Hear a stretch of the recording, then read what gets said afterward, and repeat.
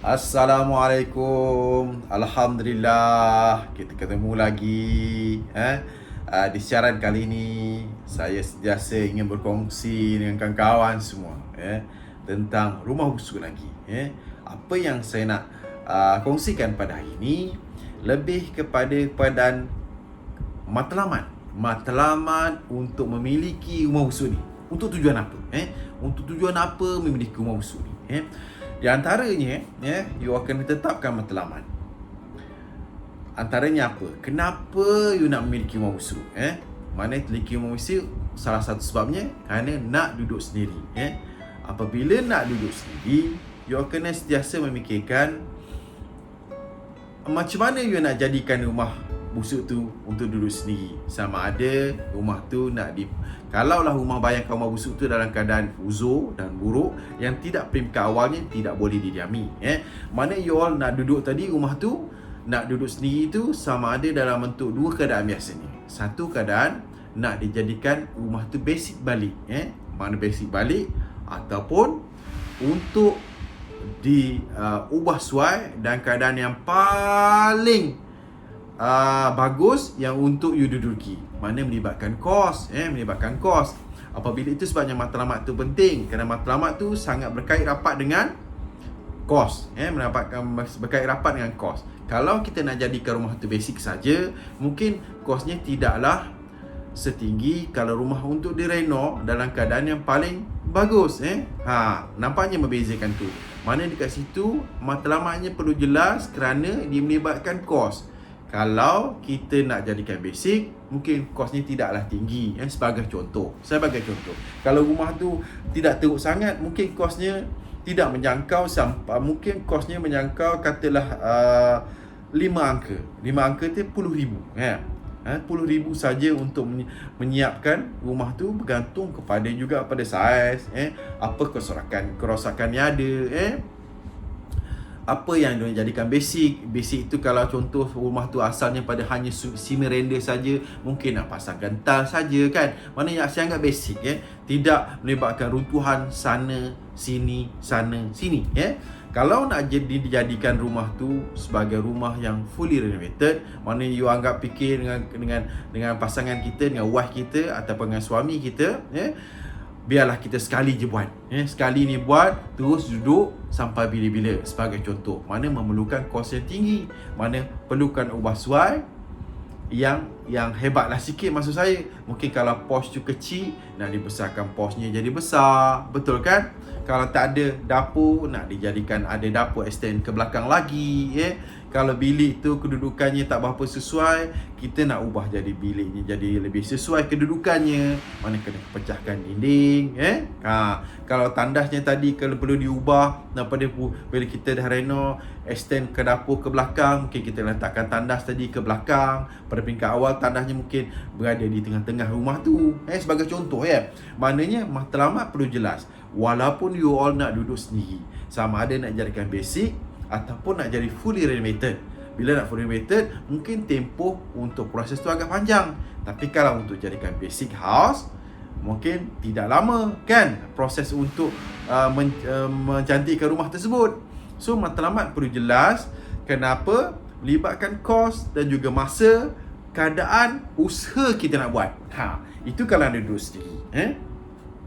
Kalau pula kita dah memiliki rumah busuk tadi, dengan mungkin matlamat kedua lah saya cakap. Dari matlamat pertama tadi untuk duduk sendiri, matlamat kedua untuk dijadikan rumah sewa ataupun bilik sewa. Mana kita bukan nak duduk sendiri, kita dah ada rumah dah, tapi kita sebagai bentuk investment untuk kita memiliki rumah busuk tadi. Maknanya dekat situ tuan-tuan kena faham juga, kawan kena buat. Mana kalau rumah sewa pun ada dua keadaan. Sama nak dijadikan basic, mungkin harganya sekian sewanya, betul? Tapi untuk kos untuk memulihkan rumah tersebut, menjadikan basic house tu sekian kosnya. Tapi kalau untuk kita nak buat cantik-cantik, memerlukan kos sekian-sekian, dan mungkin sewanya adalah berbeza berbanding dengan basic house tadi, betul kan?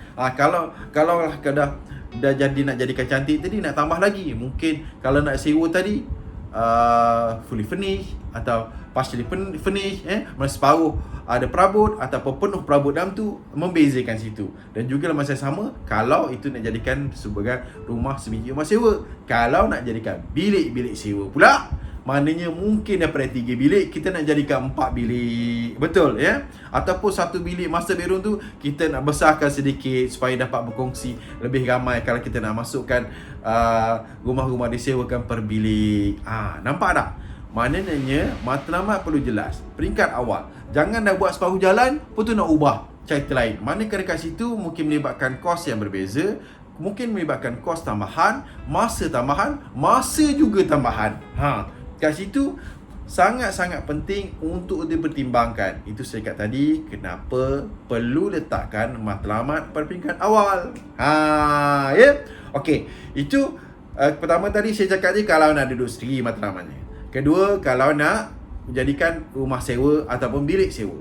Yang ketiga, biasanya ada sebahagian kita yang dah mula mungkin berbentuk profit lah. Saya cakap kita flip seolah-olah rumah busuk tadi dimiliki, dicantikkan, lepas tu nak jual lah, senang cakap, ambil profit. Ambil profit itu bergantung pada masing-masing. Mana kalau pun sama juga konsepnya, kalau nak di flip tadi, kalau rumah tu ingin dijual dan keadaan basic, kosnya sekian. Tempoh masa untuk diperbaiki sekian. Tapi kalau harganya pun sekian lah. Tapi kalau rumah tu menjadi rumah yang fully renovated, nak di flip fully renovated, mana perlu ada usaha untuk keluarkan kos modal, untuk perbaiki dengan kos yang tertentu. Untuk fully renovated biasanya akan lebih tinggi lah. Pastinya akan lebih tinggi daripada rumah basic tadi. Tempoh masa pun agak lama. Kalau nak jadi fully renovated, nak dapat cantik, pasang tile, buat patah shieldingnya, buat pos pun cantik-cantik, dengan siap pagarnya. Mungkin kalau ada rezeki lagi tambah buat grillnya, buat tabletop kat dapur, kitchen cabinet, cat cantik-cantik, mungkin tandas ubah sedikit, tandas daripada dindingnya tidak ada tile, nak dia buat tile dindingnya sampai ke hampir ke ceiling. Nampak kan? Maknanya effort tu sangat berbeza, usaha tu mesti berbeza. Mungkin hasilnya pun sedikit berbeza, ataupun yang penting kepuasan. Macam saya tidak fikir sangatlah dari segi keuntungan, kerana saya lebih berkonsep melayan hobi. Sekurang-kurangnya pada hari ini saya menerangkan pada kawan-kawan, untuk memiliki rumah busuk ni kena letakkan matlamat. Apa matlamatnya? Jangan dah fikir, sebagai contoh, mula-mula nak buat sewa, lepas tu fikir-fikir nak jual pula, tapi konsep tu tidak sama. You all dah buat tadi sebagai contoh nak jadikan bilik-bilik sewa, dah tambah bilik lah, dah ubah bentuk bilik-bilik, sedangkan nak dijual. Mungkin orang yang nak memiliki rumah tersebut, kalau untuk duduk, dia mungkin tak sesuai lah, kerana lebih kepada seolah rumah tu untuk disewa kan. Dia nak duduk sendiri, dah tak tempat matlamat. Tapi mungkin kena juga jikalau you all dapat buyer yang boleh bersesuaian, betul-betul berkehendak dia beli untuk basement, memang tujuan dia untuk disewakan, itu kenalah. Tapi saya ulang balik, ringkasnya perlu tetapkan matlamat apabila memiliki sesebuah rumah busuk. Sangat-sangat penting, biar kita semua teratur je perjalanannya. Ingatkan kawan, benda yang manfaat sebegini kongsikan dengan kawan-kawan semua. Kongsikan dengan rakan-rakan kita lain. Tekan butang share, sama ada di Facebook, Instagram, WhatsApp, Twitter, atau apa saja pun saluran. Yang penting kita kongsikan ilmu-ilmu yang ada ni. InsyaAllah kita ketemu lagi di lain siaran. Assalamualaikum.